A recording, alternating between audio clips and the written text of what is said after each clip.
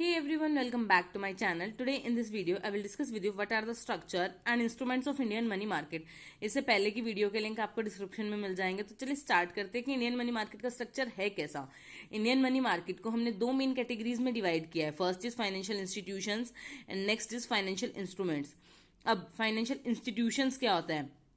वो इंस्टीट्यूशंस जो क्या करते हैं, आपको फाइनेंस प्रोवाइड करते हैं व्हेन यू नीड इट, या आपके मनी का क्या करते हैं, उसको इन्वेस्ट करते हैं।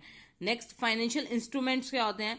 फाइनेंशियल इंस्ट्रूमेंट्स वो इंस्ट्रूमेंट्स या वो डॉक्यूमेंट्स जिनमें आप क्या करते हैं, अपनी मनी को इन्वेस्ट करते हो अलग अलग चीजों में, उसे क्या बोलते हैं, हम फाइनेंशियल इंस्ट्रूमेंट्स बोलते हैं।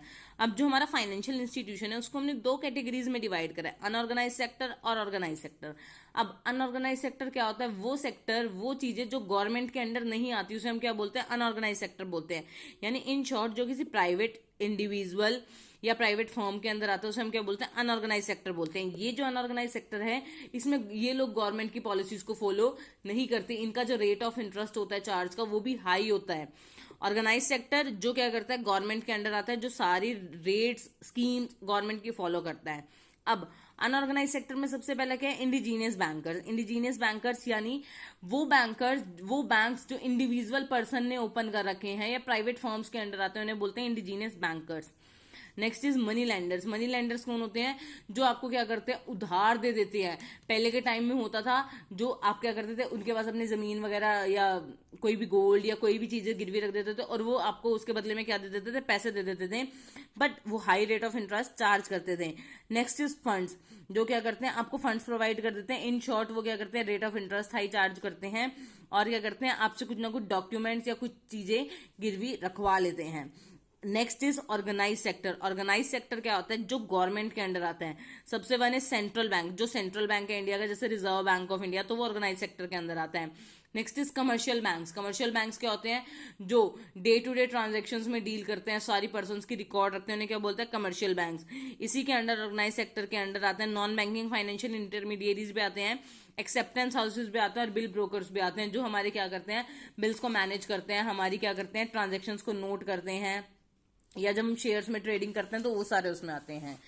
अब फाइनेंशियल इंस्टीट्यूशंस में, फाइनेंशियल इंस्टीट्यूशंस क्या होते हैं? जिनमें हम मनी को शॉर्ट टर्म क्रेडिट में डील करते हैं, शॉर्ट टर्म में डील करते हैं, यानी विद इन 1 ईयर में डील करते हैं।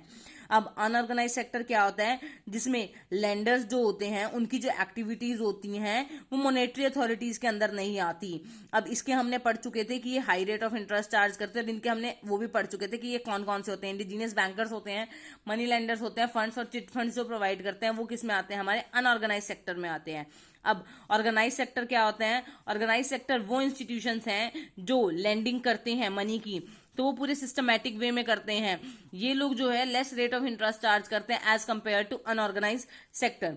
अब इसके अंदर सबसे पहला क्या है? Central bank. सेंट्रल बैंक जो है वो एपेक्स इंस्टीट्यूशन, यानी जो सेंट्रल इंस्टीट्यूशन है उसे बोलते हैं मनी मार्केट का। ये सारे क्या करते हैं?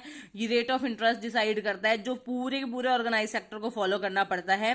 लोन्स की कंडीशंस, एडवांस की कंडीशन, सारी की सारी ये रेगुलेट करता है। कमर्शियल बैंक्स क्या होता है? कमर्शियल बैंक्स जो होते हैं वो मनी मार्केट की बैकबोन होते हैं। ये क्या करते हैं? शॉर्ट टर्म सेविंग्स को एक्सेप्ट करते हैं। अगर किसी को 3 मंथ्स 3 मंथ्स 60 डेज 54 डेज ऐसे बैंक्स में अलग अलग स्कीम होती है, तो उनको क्या करते हैं? एक्सेप्ट करते हैं। फिर उन क्या करते हैं? उन मनी को ट्रेडिंग में इन्वेस्ट कर देते हैं, यानी शेयर मार्केट में इन्वेस्ट कर देते हैं, और फिर उनसे क्या ले लेते हैं? प्रॉफिट ले लेते हैं, और आपको क्या देते हैं? प्रॉमिसरी नोट दे देते हैं। एफडीज में भी कमर्शियल बैंक क्या करते हैं? काम करते हैं। नॉन बैंकिंग फाइनेंशियल इंटरमीडिएरीज क्या होते हैं? जो शॉर्ट टर्म जो फंड्स होते हैं उसमें डीलिंग करते हैं। ये लोग नॉट, जो इनकी एक्टिविटी होती है, ये सारी की सारी मॉनेटरी अथॉरिटीज इतनी कंट्रोल नहीं करती। इनके अंडर क्या आता है? नॉन बैंकिंग फाइनेंशियल इंटरमीडिएरीज के अंदर इन्वेस्टमेंट कंपनीज आ गई, इंश्योरेंस कंपनीज आ गई। आपने अपना इंश्योरेंस कराया तो नॉन बैंकिंग फाइनेंशियल इंटरमीडिएरीज के अंदर क्या आता है? इंश्योरेंस कंपनीज आ गई, चिट फंड कंपनीज आ गई, ये आती हैं इसके अंदर। नेक्स्ट एक्सेप्टेंस हाउसेज क्या होते हैं? जो हमारे बिल्स को एक्सेप्ट करती है, हमारे बिल्स को परफॉर्म करती है, हमारे एक्शंस को परफॉर्म करते हैं। इन शॉर्ट हमारी कंडीशन अगर अच्छी नहीं है तो वो हमारे बिल्स को देख के, हमारी सेल्स को देख के हमें क्या कर देते हैं? मनी प्रोवाइड कर देती है, वो एक्सेप्टेंस हाउसेज हो जाते हैं। Similarly bill brokers. Bill brokers क्या होते हैं? इंटरमीडिएरीज जिसे हम बोलते हैं, मीडियोकर जिसे बोलते हैं, एजेंट जिसे बोलते हैं। लैंडर ब्रोकर के जो बीच में क्या करते हैं? कमीशन पे वर्क करते हैं, इन्हें कमीशन मिलता है, परसेंटेज जो मिलता है उस पर वर्क करते हैं, उन्हें क्या बोलते हैं? बिल ब्रोकर्स बोलते हैं।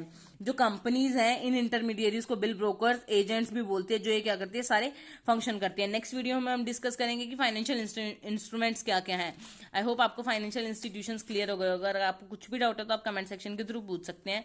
Stay tuned for more videos and thank you for watching this.